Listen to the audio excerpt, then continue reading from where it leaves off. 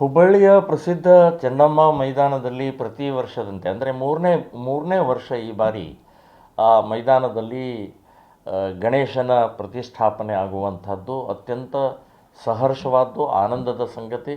ಮತ್ತು ಈ ಬಾರಿ ಇನ್ನೊಬ್ಬರು ಯಾರೋ ಕೂಡ ಒಂದು ಅಪ್ಲಿಕೇಶನ್ ಕೊಟ್ಟಿದ್ದಾರೆ ಅಂತನ್ನುವಂಥದ್ದು ಸುದ್ದಿ ಇದೆ. ನಾನು ಹೇಳೋದು ಇದರಲ್ಲಿ 2 3 ಹೀಗೆ ಕೊಡೋ ಅವಶ್ಯಕತೆ ಇಲ್ಲ.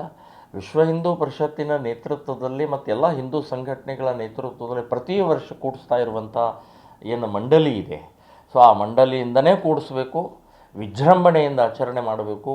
ಮತ್ತು ನಾನು ಹೇಳೋದು ಈ ಸಲದ ಮುನ್ಸಿಪಲ್ ಕಾರ್ಪೊರೇಷನ್ನವರು ಕಮಿಷನರ್ಗೆ ನಾನು ಹೇಳ್ತಾ ಇದ್ದೀನಿ, 3 ದಿನ ಅಲ್ಲ 11 ದಿನ ಅವಕಾಶ ಮಾಡಿಕೊಡಬೇಕು.